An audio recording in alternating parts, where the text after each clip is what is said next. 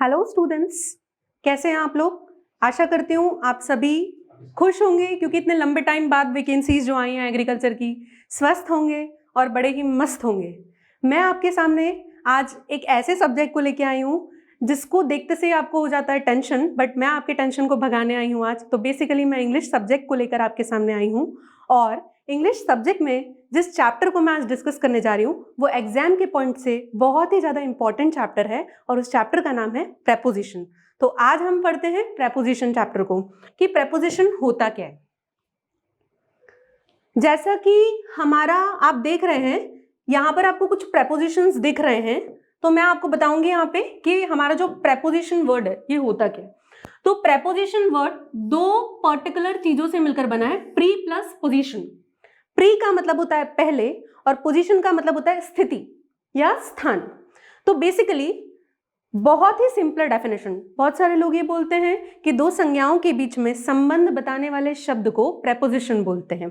ठीक है, जैसे कि पति और पत्नी के बीच में जो संबंध बताता है उनका बेटा या बेटी, उसको बोलते हैं प्रेपोजिशन, जो रिलेशन बताता है उन दोनों का। अब अगर उनमें लड़ाई या झगड़े भी हो जाते हैं तो वो उन दोनों को सेपरेट नहीं होने देता, तो उसको बोलते हैं प्रेपोजिशन। लेकिन क्योंकि एग्जाम्स बहुत ही ज्यादा जल्दी आ रही हैं, हमको शॉर्ट और सिंपल और स्वीट स्ट्रैटेजी के साथ डील करना है। मैनेजमेंट का एक प्रिंसिपल होता है, इस प्रिंसिपल का नाम होता है किस, जिसको हम बोलते हैं keep it short and sweet. तो हम पूरे इंग्लिश को keep it short and sweet के प्रिंसिपल पे ले जाएंगे।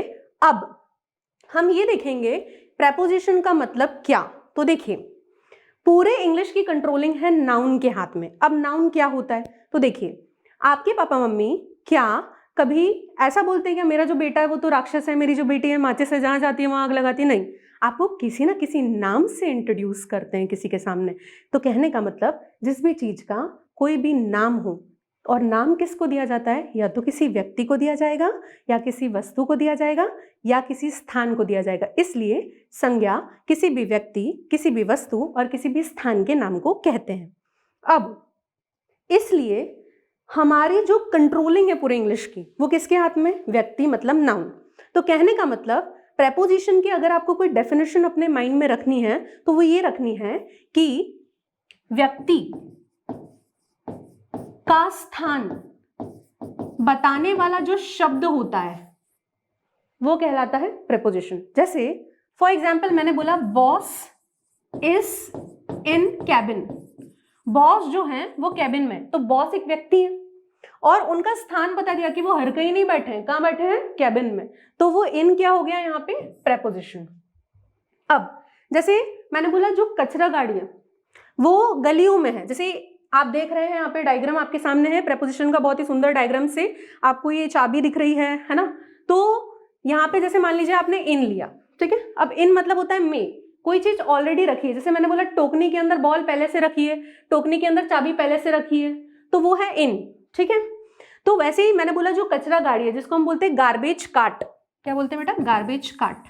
अब मैंने बोला जो गार्बेज कार्ट है, जो कचरा गाड़ी है वो गलियों के अंदर है, तो इन द स्ट्रीट। आउट मतलब जैसे मान लीजिए मैंने इस टोकनी में से ये जो चाबी है जो अंदर थी उसको निकाल के बाहर हटा दिया, ठीक है, या दूसरी टोकनी में ट्रांसफर करना है मुझे, तो अब ये टोकनी से जो चाबी है वो बाहर हो गई, तो ये आउट हो गया, ठीक है। तो बेसिकली आपको यहाँ पर ये बताएंगे किसी भी चीज का स्थान बताने वाले जो शब्द होते हैं वो क्या होते हैं, प्रेपोजिशन। अब ऐसे मैंने बोला ऑन, ऑन तब यूज करते हैं जब कोई चीज किसी चीज से स्पर्श कर रही होती है, टच कर रही होती है। जैसे मान लीजिए मेरे हथेली है, पाम, इसके ऊपर मैंने ये पेन रखा है तो ये ऑन माय पाम हो गया, ठीक है। पेड़ है, पेड़ के ऊपर पहले से ही बंदर बैठा है तो ऑन द ट्री हो गया वो। अब ऑफ, ऑफ मतलब से होता है, सेपरेशन, जब कोई व्यक्ति किसी व्यक्ति से अलग हो जाता है, वस्तु अलग हो जाती है। जैसे मान लीजिए फ्लाइट है, अब सुनना, फ्लाइट जो है वो फ्लाइट उड़ रही है, अब अगर उड़ेगी तो वो जमीन से दूर होगी कि नहीं, जमीन से सेपरेट होगी नहीं, इसलिए हम फ्लाइट को क्या बोलते हैं, फ्लाइट ने क्या कर लिया, टेक ऑफ कर लिया, ठीक है। वैसे ही मान लीजिए अगर मैंने आपको बोल दिया कि पंखा बंद कर दो, लाइट बंद कर दो, तो अगर पंखा बंद करोगे, लाइट आप बंद करोगे तो कनेक्टिविटी लूज होगी कि नहीं, तो हम क्या यूज करते हैं यहाँ पे, स्विच ऑफ, ठीक है। तो ऑफ सेपरेशन बताता है यहाँ पे। अब अबाउ मतलब हम अभी डिस्कस करेंगे, कोई चीज किसी चीज के ऊपर रखी है, बिलो नीचे रखी है, बिहाइंड, इन फ्रंट ऑफ, किसी के सामने। जैसे मान लीजिए आप कानून के कटघरे के सामने खड़े हैं और वकील बोलता है ना आपको, गीता पे हाथ रख के बोलो, जो भी बोलूंगा सच के सिवा कुछ नहीं बोलूंगा। तो इस तरह से हम एक एक प्रीपोजिशन को देखेंगे। बट अभी हाल फिलहाल देखिए, मैंने आपके सामने ये पूरा डायग्रामेटिक अप्रोच बना रखा है, आप और देखिए इसको। प्रीपोजिशन आपके सामने आ रहे। ऐसे यहाँ पे हम लोग क्या होता है, कंफ्यूज हो जाते हैं। कंफ्यूज कैसे हो जाते हैं? जैसे मान लीजिए अब इनसाइड है, अब देखिए जैसे मान लीजिए आपने पराठे पैक करना आपको गरम गरम, है ना, और वो ठंडे ना हो जाए, तो आपने कोई जिलेटिन के अंदर पैक करके रखे हैं ताकि वो गर्म रहे, है ना, तो सील पैक होती है। तो हम बेसिकली प्रीपोजिशन का बेसिक नॉलेज होना बहुत जरूरी है, तभी हम इसको अटेम्प्ट कर पाएंगे। जैसे मान लीजिए आपने बोल दिया डाउन, मतलब थ्रू हो गया, है ना। जैसे मान लीजिए खिड़की है, अब खिड़की से मैंने बॉल फेंकी, अब अगर मैंने खिड़की से बॉल फेंकी ना, तो खिड़की एक वस्तु है और बॉल एक वस्तु है। जब बॉल जाएगी तो वो खिड़की से गुजर के जाएगी। तो जब भी कोई वस्तु किसी अन्य वस्तु से गुजर के जाती है तो हम क्या यूज करते हैं? थ्रू। तो मैं सेंटेंस कैसे बनाऊंगी? A ball is passing through window, तो गुजर के जा रही है, तो से होकर, से गुजर कर। अभी हाल फिलहाल जो चीज मैं आपको डिस्कस करने जा रही हूँ, जैसे हम प्रीपोजिशन को बाइफिकेट करते हैं ना, तो बाइफिकेट कैसे करते हैं? दिशा बताते हैं, स्थान बताते हैं, समय बताते हैं। लेकिन मैं आज आपको ये सब कुछ नहीं पढ़ाने वाली हूँ, ये बेसिक कुछ भी नहीं पढ़ाने वाली हूँ। मैं बेसिकली आपको प्रीपोजिशन में, क्योंकि एग्जाम के पॉइंट ऑफ व्यू से समय बहुत ज्यादा कम है, तो मैं आपको ये बताने जा रही हूँ। आपको सभी को बचपन से ये पता होता है कि इन मतलब में, है ना, इनटू मतलब के अंदर। बट आपको जो समस्या आती है वो ये समस्या आती है कि मैम हमको ये सब तो पहले से ही पता है, लेकिन जब हम एग्जाम में क्वेश्चंस अटेम्प्ट करते हैं तो हमसे वो क्वेश्चंस नहीं बनते। तो मैं आपको ये बताऊंगी कि आपने जो इतना सारा पढ़ रखा है ना, उससे रिलेटेड एग्जाम में क्वेश्चन किस टाइप से बनते हैं। तो जो आज का मेरा मेन टॉपिक है बेटा, वो है ओमिशन ऑफ प्रीपोजिशन। ओमिशन का मतलब जैसे कि हम जानते हैं यूज नहीं होना, यानी ये जितने भी वर्ड्स हैं, मैं बार बार बोल रही हूं, ये जितने भी वर्ड्स हैं इनके बाद किसी भी प्रीपोजिशन का यूज नहीं होगा। सबसे पहले हम इनके बेसिक मीनिंग जान लेते हैं। ज्वाइन मतलब किसी में शामिल होना, किसी का हिस्सा बनना, पार्ट बनना। कंप्राइज मीन्स सभी चीजों का मिश्रण। स्ट्रेस मीन्स तनाव। एम्फेसाइज मीन्स जोर देना। एंश्योर मीन्स आश्वस्त करना। ओबे आज्ञा का पालन करना। बेनिफिट मीन्स लाभ। एंटर मीन्स कहीं पे प्रवेश। सक्सीड मीन्स सफल हो जाना। और ऑर्डर मीन्स आदेश देना। देखिए अब आप बोलोगे मैम क्या रट ले क्या इसको? नहीं, तो जीवन भर अगर रटोगे तो इंग्लिश को समझ कैसे पाओगे और इंग्लिश में नंबर कैसे ला पाओगे? तो बेसिकली हमको भीड़ से अलग हटना है ना। तो आपको कैसे याद रखना है इसको? आपको एक कहानी के माध्यम से रखना है। तो मैं कहानी आपको सुना रही हूं। मान लीजिए आपने MGCI ज्वाइन किया। अब आपने MGCI जो ज्वाइन किया बेटा, वो किस लिए किया?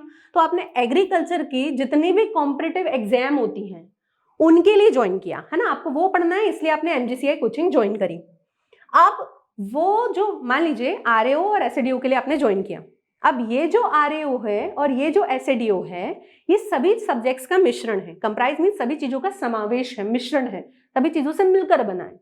यहाँ पे एग्रीकल्चर भी पढ़ाया जाता है, आपको सीसाइड के भी सब्जेक्ट्स पढ़ाए जाते हैं, जिसमें आपको मैथ्स, इंग्लिश, रीजनिंग सारे सब्जेक्ट्स होते हैं, है ना।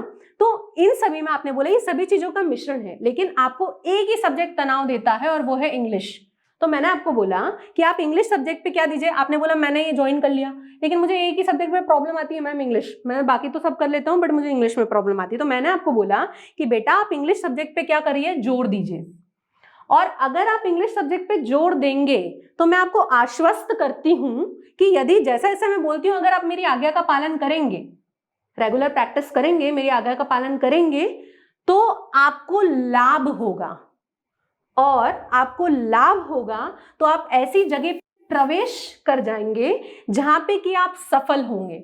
और यदि आप सफल हो गए, है ना, तो आपको किसी के आदेश का पालन करने की जरूरत नहीं पड़ेगी। आप खुद एक ऐसी पोजीशन पे पहुंच जाएंगे जहां आप दूसरों को आदेश देंगे, यानी कि आपको सर्वेंट की तरह काम करने की जरूरत नहीं पड़ेगी। आप खुद एक डिपार्टमेंट को लीड करेंगे, हेड बनेंगे। तो बेसिकली हमने क्या ध्यान किया, आपने MGCI ज्वाइन करी, सभी चीजों का मिश्रण है। एक सब्जेक्ट है इंग्लिश जो आपको तनाव देता है, मैंने बोला इंग्लिश सब्जेक्ट पे जोर दीजिए। और आपको आश्वस्त किया जैसा जैसा मैं बोलती हूँ अगर आप फॉलो करते हैं तो आपको लाभ होगा, और अगर आपको लाभ हुआ तो ऐसी जगह पे प्रवेश कर जाएंगे जहां पे आप सफल होंगे, और अगर सफल हो गए तो आपको किसी दूसरे का आदेश फॉलो करने की जरूरत नहीं पड़ेगी, आप खुद एक ऐसी पोजीशन पे पहुंच जाएंगे जहां आप दूसरों को आदेश देंगे। तो ये आपकी पहली कहानी होती है। अब मैं दूसरी कहानी पे आ रही हूं। आपको ये चार्ट अपने दिमाग में रखना है, ठीक है। एक दीवाना सा लड़का था, वो एक लड़की से बहुत ज्यादा प्यार करता था। अब क्योंकि आपको बहुत इंटरेस्ट आने वाला है तो क्यों ना मैं पहले आपको इसकी मीनिंग बता दूं, है ना। तो देखिए, लव मतलब आप जानते हैं, बताने का जरूरत नहीं है। अकंपनी मतलब साथ, असिस्ट मतलब सहयोग, डिस्कस मतलब आपको वार्तालाप करना, डिस्क्राइब मीन्स वर्णन करना, कंसिडर मतलब मान लेना, डिस्पाइट मतलब के बावजूद, एश्यू मीन्स अवॉइड करना, किसी को देखकर आप कर लेते हो ना, मैंने तो उसको देखा ही नहीं, है ना, नजर फेर लेते हो। रेडिक्यूल मीन्स मजाक उड़ाना, अफेक्ट मीन्स प्रभाव, से बोलते ना इस पर्टिकुलर व्यक्तित्व का प्रभाव मुझ पर बहुत पड़ा, है ना, आप किसी को अपना इंस्पिरेशन मान लेते हो। हेट घृणा नफरत, कंट्रोल नियंत्रण में रखना, है ना। इन्वेड मीन्स अटैक भी बोल सकते हैं इसको, आक्रमण। कॉम्बैट युद्ध, रेजिस्ट अपने आप को रोके रखना, वॉयलेट मीन्स उल्लंघन। यस्टरडे आप जानते हैं बीता हुआ कल, टुडे आज, टुमारो आने वाला कल। चलिए कहानी को स्टार्ट करते हैं, ध्यान से सुनिएगा। एक दीवाना सा लड़का था जो एक लड़की से बहुत ज्यादा प्यार करता था और वो उस लड़की का हमेशा साथ देता था, वो उस लड़की का सहयोग करता था, उस लड़की से हर चीज डिस्कस करता था, मतलब अपनी पर्सनल लाइफ से जुड़ी चीजों को भी डिस्कस करता था, उसको हर छोटी छोटी चीजों को डिस्क्राइब करता था, वर्णन करता था। वो उस लड़की को अपना सोलमेट यानी कि अपना लाइफ पार्टनर मान चुका था। इन सब चीजों के बावजूद वो जो लड़की थी वो उसको अवॉइड करती थी। ऐसा बोलते ना, अगर आप किसी को ज्यादा भाव देते हो तो फिर वो आपको अवॉइड करने लग जाता है। तो वो जो लड़की थी उसको अवॉइड करती थी, उसकी भावनाओं का मजाक उड़ाती थी। तो इन सब चीजों का बुरा प्रभाव उस लड़के पर पड़ा। उसने सोचा अरे यार मैं तो इससे इतना प्यार कर रहा हूँ, इतनी केयर कर रहा हूँ, है ना, लेकिन ये लड़की तो ऐसा कर रही है। तो वो खुद से ही क्या करने लग गया था, नफरत, कि अरे यार मैंने इससे सच्चा वाला प्यार करा ही क्यों। वो अपने आप को जैसे तैसे उस मनोस्थिति में नियंत्रित रखने की कोशिश कर रहा था। उसको ऐसा लग रहा था मानो उस पर किसी ने आक्रमण कर दिया हो, वो प्यार में बिल्कुल पागल हो गया था, है ना। वो जैसे उसको ऐसा लग रहा था मानो उस पर किसी ने आक्रमण कर दिया था, वो अपनी अंतरात्मा से एक युद्ध लड़ने लगा था। वो जैसे तैसे अपने आप को रोके रख रहा था। जब भी उसके सामने कोई प्यार मोहब्बत की बातें करता था, जो लव गुरु शव गुरु होते हैं उनसे उसको नफरत होने लग गई थी। और उस लड़की की वजह से जो उसका कल था वो तो बिगड़ ही चुका था, लेकिन उसने डिसाइड किया कि वो अपना आज और आने वाला कल जो है वो बिगड़ने नहीं देगा। अब उसके जीवन में जितने भी दिन बीते थे, जितने भी हफ्ते बीते थे, जितने भी महीने बीते थे और जितने भी साल बीते थे वो उस लड़की की वजह से बर्बाद हो चुके थे। लेकिन उसने डिसाइड किया कि आने वाले जितने भी दिन आएंगे, आने वाले जितने भी सप्ताह आएंगे, आने वाले जितने भी महीने आएंगे और आने वाले जितने भी साल आएंगे, वो कभी भी किसी से प्यार नहीं करेगा। क्यों? क्योंकि वो जो लड़की थी वो उसका भविष्य बर्बाद कर चुकी थी, इसलिए। अब बेसिकली आपको क्या याद रखना है, ये जितने भी वर्ड्स आपको यहाँ पे दिख रहे हैं, आपको इनके बाद किसी भी प्रीपोजिशन का यूज नहीं करना है। आई रिपीट, आपको इनके बाद किसी भी प्रीपोजिशन का यूज नहीं करना है। अगर यूज हो रहा है तो उसको बोल देंगे एरर, यानी अशुद्धि हो जाएगी, जिसको आपको शुद्ध करना होगा एग्जाम में। अब बेसिकली अब आप बोल दोगे मैम हमने पढ़ तो लिया, लेकिन एग्जाम में कैसे आएगा, तो हम इससे रिलेटेड एग्जाम में जिस टाइप से क्वेश्चन बनते हैं हम उन क्वेश्चन को एक एक कर डिटेल डिस्कस करेंगे। तो देखिए बेसिकली आप इसका स्क्रीनशॉट ले सकते हैं। अब इन एरर्स पे आते हैं, अपन ने जितना भी पढ़ा है देख लेते हैं क्या वो वर्क कर रहा है या नहीं। सबसे पहला एरर आपको देखिए क्या है ना, अब आप ऐसे रटते हैं, मैं आपको बताती हूँ। जैसे आपने रटा हुआ होगा कि मैम डिस्पाइट के बाद ऑफ नहीं लगता, है ना, इंस्पाइट के बाद ऑफ लगता है, आपने ऐसा रटा हुआ होगा। देखो बहुत सारे लोग क्यों, अच्छा मैं आपको एक और चीज बताती हूँ। सबसे पहले जैसे मान लीजिए आपने बोला डिस्पाइट, डिस्पाइट के बाद ऑफ नहीं लगता, इंस्पाइट के बाद ऑफ लगता है। अब पहले तो मैं आपको आप ही की भाषा में समझा दूं। डिस्पाइट का खुद का ही मीनिंग होता है के बावजूद, यही वो कारण है कि उसके बाद ये के यानी ऑफ का हिंदी मीनिंग क्या होता है, का के की तो ऑफ लगाने की जरूरत नहीं है, क्योंकि डिस्पाइट में ऑफ शामिल होता है। और इंस्पाइट के बाद हम ऑफ इसलिए लगाते हैं क्योंकि इंस्पाइट का मतलब सिर्फ और सिर्फ क्या होता है, बावजूद। तो के जोड़ने के लिए ऑफ लगाना पड़ता है हमें। लेकिन अब आप बोलोगे इतने सारे रूल्स होते हैं इंग्लिश में, अगर आप वही रटोगे तो फिर कॉम्पिटिटिव एग्जाम किसको बोलते हैं? कॉम्पिटिटिव एग्जाम वो होती है जहां हम स्मार्ट ट्रिकी अप्रोच को फॉलो करें। तो जो मैंने आपको टेबल पढ़ाई थी वो आपके लिए ट्रिक है, उससे ज्यादा आपको कुछ याद ही नहीं रखना है। प्रीपोजिशन के एरर आपसे पलक झपकाते सॉल्व होंगे। देखिए कैसे, मान लीजिए अब आपको यहाँ पे याद ही नहीं रखना है कि डिस्पाइट के बाद ऑफ नहीं लगेगा, इंस्पाइट के बाद ऑफ लगेगा। आपको क्या देखना है, despite of our good contacts we could not get tickets for our friends nowhere. अब आप बोलोगे इसको कन्वर्ट कैसे करें, आप तो इतना बड़ा सेंटेंस लिख कर ही डर जाते हैं। तो बेटा डरना नहीं है, आपको इसको फेस करना है, ठीक है। देखिए आपको कुछ दिमाग नहीं लगाना है, डिस्पाइट देखा आपने, आप तो ये ऑफ हटा दो, आप बोल दो भैया कौन से पार्ट में एरर है, ए पार्ट में एरर है। समझ में आ गई आपको बात? तो आप टिक कर दोगे ए वाले पार्ट में एरर है। यानी आपको एक सेंटेंस को अलग अलग 5 पार्ट्स में डिवाइड करा जाएगा, कौन से भाग में गलती है आपको ये बताना है। आपको ये नहीं बताना क्या गलती, आप इतना बता दो वही बहुत बड़ी चीज हो जाती है ना इंग्लिश में। तो आपको बताना है ए वाले पार्ट में मिस्टेक है। ओके चलिए अब आते हैं सेकंड वाले एरर में। तो यहाँ पे आप ए ऑप्शन को टिक कर देंगे। Second, you need not order for any tea or coffee because I don't take it. आपको एरर दिख रहा है? चलिए अब आप अपने पूरे चार्ट को एक बार रिकॉल करिए, दिमाग में लगाइए। मैंने ऑर्डर वर्ड ऊपर वाले चार्ट में लिखा था, बी पार्ट में एरर आ गया। आपको पढ़ना ही नहीं क्या लिखा, अपने को मतलब ही नहीं, इतना टाइम थोड़ी होता है एग्जाम में। चलिए नेक्स्ट एरर पे जाएंगे। Our housing society comprises of light block and 40 light flats in area of about 1000 square meters। देखिए एक्चुअली ये 48 है, तो आपको कंप्राइज के बाद ऑफ नहीं लगाना था वहां पे, ठीक है। आपको कुछ भी पढ़ने की जरूरत नहीं है, उस पर्टिकुलर सेक्शन में आपको क्या करना था, कंप्राइजेस के बाद ऑफ नहीं लगाना था। क्यों? कंप्राइज में ऑफ शामिल होता है। चलिए नेक्स्ट देख लेते हैं। Some unknown person came and attacked on her with an iron rod। अब एक चीज जो आपको ध्यान रखनी है यहाँ पे, वो क्या ध्यान रखनी है बेटा, यहाँ पे ये ध्यान रखनी है। आपको एक अटैक वर्ड दिखा था वहां पे, दिखा था, तो मैंने आपको बताया था इन्वेड। अब आप बोलोगे अरे अटैक का लिखा था आपने, अरे इन्वेड तो लिखा था, मैंने बोला था इन्वेड या अटैक, उसमें से कुछ भी यूज हो सकता है, तो आपको दिख गया। अब आप बोलोगे मैम आपने तो अटैक बोला था, ये तो अटैक्ड। अरे तो भाई यहाँ पे ईडी लगे ईएन लगे इससे कोई फर्क नहीं पड़ता, आपको वो शब्द दिख रहा है ना, तो आपको कोई भी प्रीपोजिशन नहीं लगाना है यहाँ पे। तो क्या आ जाएगा, some unknown person came and attack on her, ये हर है, with an iron rod. Next, one who violates against the rules shall be punished.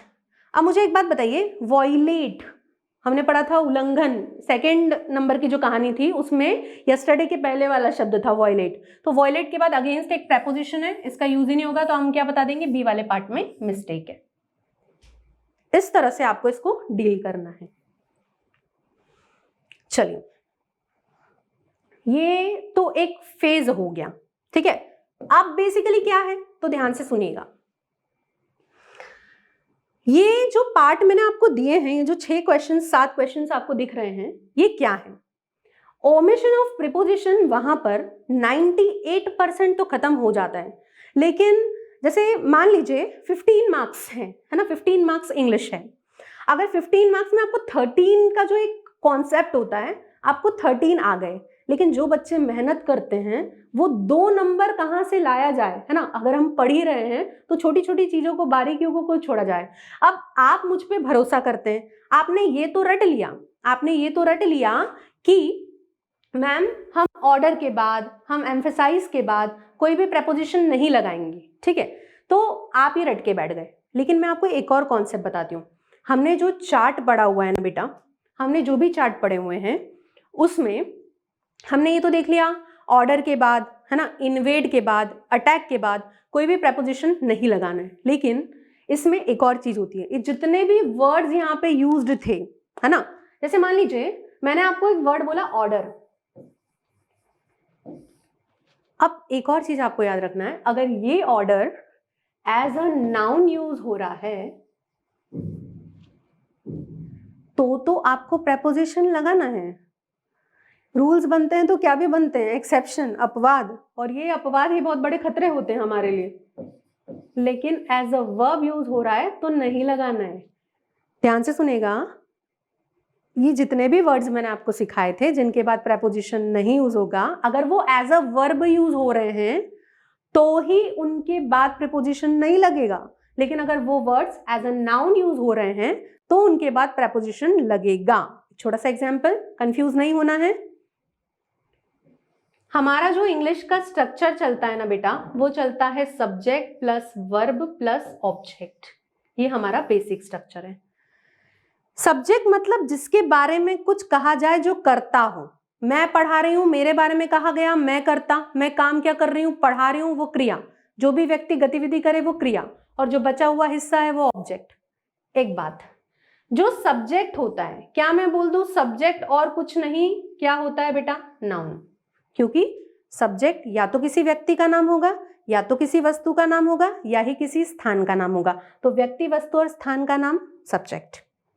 एक और चीज, अब या तो नाउन होगा, या जैसे मान लीजिए मुझे किसी के बारे में बोला, जैसे मैंने बोला एपीजे अब्दुल कलाम, अब बार बार एपीजे एपीजे एपीजे तो करूंगी नहीं, कभी उनकी जगह ही भी यूज करूंगी, कभी हिम भी यूज करूंगी, ताकि पढ़ने वाला सुनने वाला बोर ना हो जाए।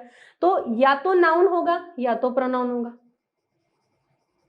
अरे भैया राम है तो राम की जगह ही भी यूज करती हूँ, सीता है तो सीता की जगह शी भी यूज कर सकती हूँ, ठीक है।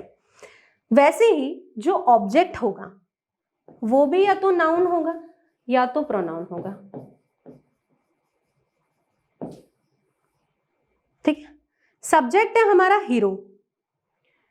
अब हीरो कब एक्शन में आता है, जब मूवी में कौन आती है, हीरोइन, ठीक है। तो वर्ब है हमने कौन, हीरोइन। अब सुनिए, आपको बेसिकली मैंने एक चीज सिखाई है, फिर नोट करिएगा, लिखकर नहीं दिमाग में सेट करना है। जितनी भी कहानी में अपन ने शब्द पढ़े हैं, यदि वो एज अ नाउन यूज हो रहे हैं, आई रिपीट, यदि वो एज अ नाउन यूज हो रहे हैं तो उनके बाद प्रीपोजिशन लगेगा। यदि वो एज अ वर्ब यूज हो रहे हैं तो उनके बाद प्रीपोजिशन नहीं लगेगा। तो ध्यान दीजिएगा इधर। चलिए ऑर्डर है, चलिए सेंटेंस जो शुरू हो रहा है, शुरू होता है सब्जेक्ट है, तो ये दे मेरा क्या है, सब्जेक्ट है। सब्जेक्ट के बाद क्या आ रहा है, ऑर्डर आ रहा है वहां पे। तो कर्ता के बाद कौन आती है, क्रिया। बहुत सारे लोगों को दिक्कत होती है कि हम पहचानेंगे कैसे। अरे क्यों नहीं पहचानोगे, शुरू में आया है क्या, नहीं, सब्जेक्ट के बाद में आया, यानी ऑर्डर यहाँ पे किस लिए यूज हुआ है, एज अ वर्ब। तो बताइए क्या इसके बाद प्रीपोजिशन लगेगा। देखिए उधर क्रॉस कर रखा है, मतलब प्रीपोजिशन, वर्ब को क्रॉस नहीं किया भैया, है ना, प्रीपोजिशन नहीं लगेगा ऐसा बताया, या तुम उसी को उड़ा दो, ये कट गया, ठीक है। इधर आ जाइए, subject they, gave, verb, order, object. अब आप बोलोगे ये तो ऑब्जेक्ट की तरह यूज हो गया। अरे तो भैया किसी की भी तरह यूज हो, बस अगर वर्ब की तरह यूज हो रहा है तो प्रेपोजिशन नहीं लगेगा। अगर सब्जेक्ट की तरह यूज हो रहा है, ऑब्जेक्ट की तरह यूज हो रहा है तो प्रेपोजिशन लगेगा। तो ये फॉर लगा हुआ, यहाँ पे कोई गलती नहीं है, सब सही है। They gave an order for a cup of T. Okay, इधर आते हैं, ये विल क्या है, हेल्पिंग वर्ब है। हेल्पिंग वर्ब के बाद ये क्या है, सब्जेक्ट, ये फिर क्या आ गई, वर्ब। अब मुझे बताइए ऑर्डर किस लिए यूज हो रहा है, एज अ वर्ब यूज हो रहा है। और बोलोगे अरे हमको कैसे पता चलेगा, अरे क्यों नहीं पता चलेगा, यहाँ पे क्या है, हेल्पिंग वर्ब है ना। यहाँ पे आप इसको मॉडल्स भी बोल सकते हैं, ठीक है। और मॉडल क्या होती है, हेल्पिंग वर्ब, सहायक क्रिया जो मूल क्रिया की सहायता करती है। ओके, तो सब्जेक्ट के बाद वर्ब आ गई, वर्ब के बाद क्या प्रीपोजिशन लगेगा, उधर देखिए नहीं लगेगा, तो ये हो गया एरर। तो क्या आ गया, will you order a cup of tea, इस तरह से। Next, they attack on the boy. एक सेकेंड, अब आप इसको देखेंगे आराम से, देखिए इसको, they attack on the boy. They क्या है बेटा, सब्जेक्ट, अटैक क्या है, वर्ब। तो ये अटैक किस लिए यूज हो रहा है, एज अ वर्ब यूज हो रहा है। मुझे बताइए एज अ वर्ब यूज होगा तो क्या प्रेपोजिशन लगेगा, नहीं लगेगा। तो ये ऑन यहाँ पे एरर है। दिमाग में एक चीज सेट करनी है, जितने भी वर्ड्स हमने पढ़े हैं वो एज अ सब्जेक्ट यूज हो रहे हैं या एज अ ऑब्जेक्ट यूज हो रहे हैं तो उनके बाद प्रेपोजिशन लगेगा, और अगर एज अ वर्ब यूज हो रहे हैं तो प्रेपोजिशन नहीं लगेगा। दे सब्जेक्ट, अटैक वर्ब, फिर एज अ प्रेपोजिशन। देखिए अब यहाँ पर प्रेपोजिशन लगेगा कि नहीं लगेगा, तो दे सब। अब आप बोलोगे अरे आप ढूंढ किसको रहे, अरे जो शब्द पढ़े उसी को ढूंढ रहे, देखो अटैक ढूंढा ना, ठीक है, ओके। अब प्रेपोजिशन लगेगा क्या, नहीं लगेगा। तो आपको ज्यादा दिमाग लगाना नहीं है, क्योंकि अब कुछ लोग तो क्या करते हैं भैया, ऐसे शब्द देख के घबरा जाते हैं बड़े बड़े, है ना, क्योंकि अपन एग्रीकल्चर वाले हैं तो अपने को ऐसा घबराना नहीं है, अपने को जहां तक बनता है वहां तक बनाना है, ठीक है। सेंटेंस कितना भी बड़ा आए, कितना भी टफ आए, अपने को एग्जाम निकालनी है इस बार, क्योंकि बहुत लंबे इंतजार के बाद एग्जाम आई है। चलिए, अब ये एम्फसाइज्ड हो गया, तो ही क्या हो गया? सब्जेक्ट। सब्जेक्ट के बाद क्या आती है? वर्ब। तो क्या ये जो वर्ड है, अब आप बोलोगे अरे आपने तो एम्फसाइज लिखा, तो ये एम्फसाइज कहां से हो गया? अरे तुमको बताया था ना पहले क्या, कि ये वर्ड चाहे ईडी लगे ईएन लगे, इससे कोई फर्क नहीं पड़ता, ये मूल शब्द आपको दिख रहा है ना, इसके बाद क्या प्रेपोजिशन लगेगा क्या? As a verb. वो मैंने काटा आपके लिए इसलिए ताकि आपको एकदम दिमाग में रहे, क्योंकि अभी आप डिजिटली पढ़ रहे हो, है ना, ताकि दिमाग में रहे, नहीं तो तुम वर्ब को ही काट दो, वर्ब को काटना नहीं भैया, है ना। एज अ वर्ब यूज हो रहा है तो प्रेपोजिशन नहीं लगेगा, मेरा मतलब ये है, तो ये ऑन नहीं लगेगा। अब इधर देखिए, सब्जेक्ट ही, पुट वर्ब। अब आप बोलोगे अरे वर्ब अगर पहले आ गई तो सुनना मेरी बात, अगर आप ऐसा बोल रहे हो तो आप जब किसी को एड्रेस बताते हो तो क्या बताते हो? मैं पर्टिकुलर, जैसे आप बोलते हो ना, मैं, मेरा नाम ये है ना, मैं एमपी में रहता हूँ, एमपी में इंदौर में रहता हूँ, इंदौर में भंवरकुआ रहता हूँ, ठीक है। कभी ऐसा बोलते हो कि मैं भंवरकुआ के इंदौर के एमपी में रहता हूँ, ऐसा उल्टा बोलते हो क्या? तो हमेशा पहले सब्जेक्ट लगेगा, उसके बाद वर्ब लगेगी, उसके बाद ऑब्जेक्ट लगेगा। चलिए, सब्जेक्ट, पुट हो गया वर्ब, एम्फसाइज क्या हो गया फिर? ऑब्जेक्ट। जो बचा हुआ हिस्सा क्या? इसे देखिए, मैंने आपको क्या बताया, सब्जेक्ट कौन है अपना भैया? हीरो। हीरो एक्शन में कब आता है? हीरोइन जब आती है मूवी में, ठीक है, उसको बचाने के लिए। और जो पर्दे के पीछे छोटे मोटे कलाकार काम करते हैं ना, वो हमारा ऑब्जेक्ट है, जो बच गया वो ऑब्जेक्ट है। तो emphasise as a object use हुआ, एम्फसाइज वर्ड हमने देखा था ना, तो इसके बाद प्रेपोजिशन लगेगा क्या? हाँ लगेगा। तो ये सेंटेंस में कोई भी गलती नहीं है। आप एक बार इसको बहुत ध्यान से देख लीजिए, मैं कॉन्सेप्ट फिर रिपीट कर रही हूँ, दिमाग में सेट करना है ताकि कोई चाहकर भी इस कॉन्सेप्ट को ना निकाल पाए। और मैं आपको बता रही हूँ, ये आपको दिखने में ओमिशन ऑफ प्रीपोजिशन बहुत छोटी स्लाइड लग रही है, पर आपको पता नहीं है आपने प्रीपोजिशन टॉपिक पूरा कवर कर लिया है। और दुनिया की किसी भी बुक को उठा लो, आपसे अगर प्रीपोजिशन के एरर नहीं बन पाए, ऐसा हो ही नहीं सकता, ठीक है। तो बेसिकली आपको क्या दिमाग में रखना है कि अगर as a subject, as a object, ठीक है, ये पर्टिकुलर ओमिशन ऑफ प्रीपोजिशन में मैंने आपको जितने भी वर्ड्स पढ़ाए हैं, अगर वो as a subject, as a object use हो रहे हैं, तो फिर उसके बाद हम प्रेपोजिशन का यूज कर सकते हैं। लेकिन अगर वो एज अ वर्ब यूज हो रहे हैं तो उनके बाद हमें किसी भी प्रेपोजिशन का यूज करने की जरूरत नहीं है। चलिए, अब अगर आपको ये वीडियो पसंद आया हो, अगर आपको मेरी टीचिंग मेथोडोलॉजी पसंद आई हो, तो आप MGCI का YouTube चैनल सब्सक्राइब करिए, MGCI की एप्लीकेशन डाउनलोड करिए और इंग्लिश में और दूसरे सब्जेक्ट्स में बहुत ही अच्छा स्कोर करिए। Thank you very much. Have a good day.